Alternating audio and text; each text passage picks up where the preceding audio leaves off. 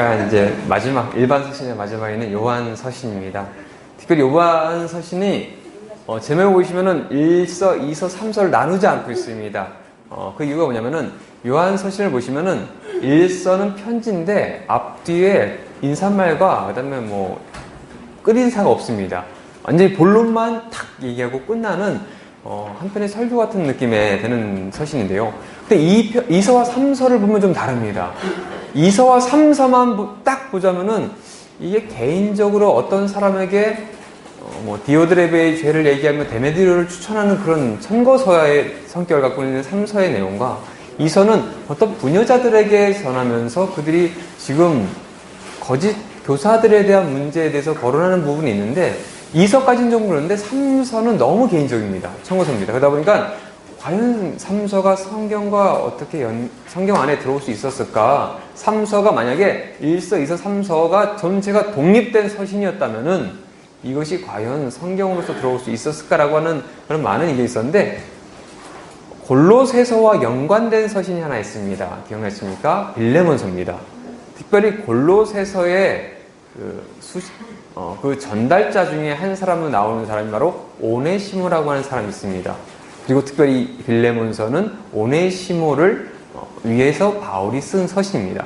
즉 골로새서가 가면서 빌레몬서가 하나의 편지의 형식으로 한 사람이 가지고 가서 전달했던 하나의 꾸러미였다면은 요한 서신도 마찬가지로 이것이 1서와 2서와 3서가 하나의 묶음으로 가지 않았을까?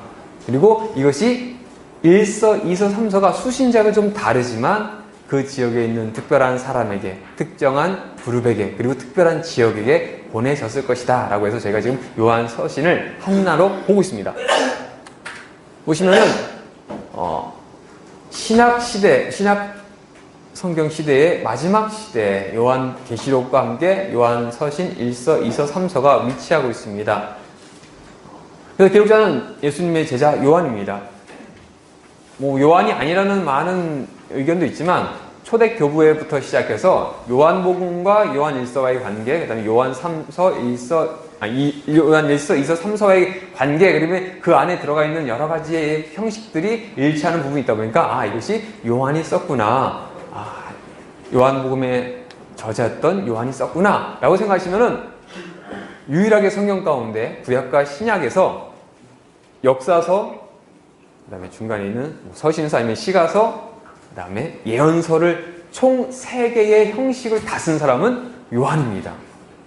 그래서 한번 생각해 보십시오. 요한복음은 예수님이 누군가에 대해서 7가지의 증언과 7가지의 표적으로 보여주십니다. 그리고 요한 서신에서는 우리가 어떻게 살아가야 되는 것이 하나님과 동행하고 동거하는 것인가에 대해서 얘기합니다. 우리가 하나님에 대해서 요한이 우리에게 예수님은 이런 분이야 라고 얘기합니다. 그리고 요한 서신을 통해서 우리가 예수님과 함께 이렇게 살아야 돼 얘기합니다. 예수님을 알고 예수님을 믿기에 어떻게 살아야 됩니다. 근데 왜? 마지막 요한계시록에서 뭡니까? 이 시대가 이런 시대가 되기 때문에 너희가 하나님 예수님을 바르게 알고 예수님을 바르게 믿으면서 살아간다고 하는 이 3편의 요한복음, 요한서신, 요한계시록이 서로도 연관성도 있는 것을 볼 수 있습니다. 넘어가겠습니다. 자, 수신자입니다. 수신자가 아까 제가 말씀드렸습니다. 개인적인 수신자가 있고 그 다음에 어떤 특정한 그룹, 그 다음에 지역적인 거 있습니다. 그래서 보시면 요한 3서는 앞에 설명할 때 사랑하는 가이오고 내가 참으로 사랑하는 자라고 하면서 정확하게 한 사람의 이름이 거론됩니다.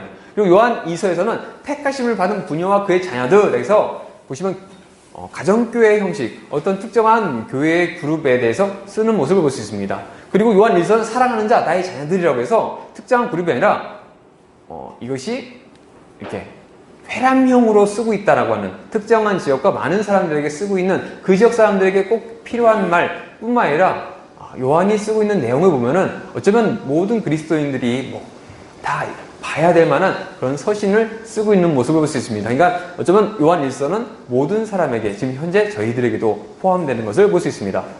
그래서 요한 서신은 각각 독립된 형식의 편지가 아니라 동일한 전달자에 의해서 전달된 하나의 꾸러미라고 보고 있습니다. 그래서 특별히 3서는 가이오에게 보내는데 단순히 가이오에게 보내는 서신이 아니라 그에게 누군가를 천거하기 위해서, 교회 공동체 가운데 누군가를 천거하기 위해서 그때 나온 사람이 누굽니까? 데메드리오죠. 데메드리온 사람이 아마 그때 천거를 받으면서 그 천지를 갖고 가지 않았을까라고 보고 있습니다. 그래서 요한 2서, 1서는 가이오의 그 공동체, 그러면 3서가 가이오에게 하기 때문에 2서는 그 공동체가 아니었을까. 그리고 1서는 가이오의 공동체가 있는 그 지역에 보내지지 않았을까라고 보고 있습니다. 배경입니다. 70년 이후의 로마의 상황입니다. 요한복음과 요한계시록, 요한서신이 대부분 90년대쯤, 그러니까 상당히 후기에 쓰여진 모습을 볼 수 있습니다. 그러다 보니까 요한복음도 나머지 복음서와 좀 다른 모습이 있습니다. 그리고 요한서신에서도 앞선 일반 서신에 나왔던 그런 문제들에 대해서 좀 다릅니다.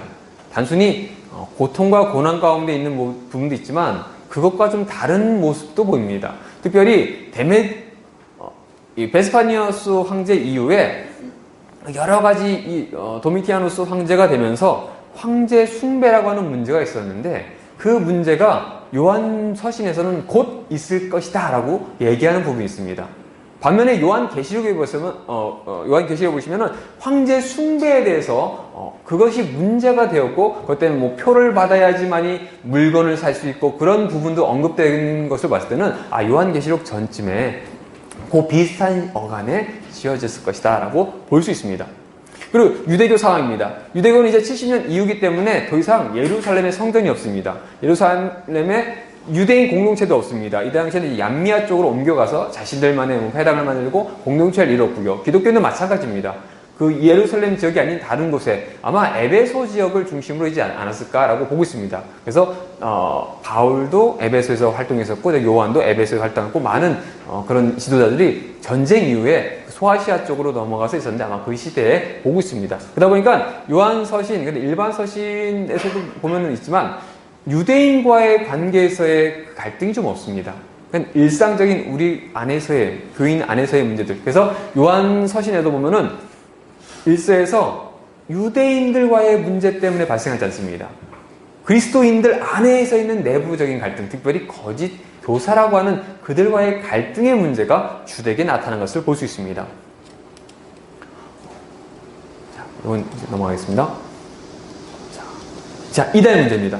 특별히 보통 영지주의라고 하는 영은 선하고 육은 악하다고 해서 그래서 예수님의 그 육신을 오심을 부인하는 그들이 있었는데 그런 영지주의의 초기의 모습이 나타나는 모습을 볼 수 있습니다. 그래서 요한서신에 보면은 예수님이 사람으로 오신 걸 부인하는 자들, 예수님의 재림을 부인하는 자들 이런 부분이 있는데 바로 그런 자들이 교회 안에 있었습니다. 그래서 3서에선 천거서기 때문에 정확히 드러나지 않지만 도리어 디오드레베가 교회 안에서 그런 거짓 교사 중에 하나이지 않았을까라고 추측하는 분들도 있습니다. 그리고 2서와 1서에서는 그 거짓 교사들에 의해서 혼란 가운데 있는 것을 교육하기 위해서 그리고 그 문제를 해결하기 위해서 쓰는 모습도 저에게 볼 수 있습니다.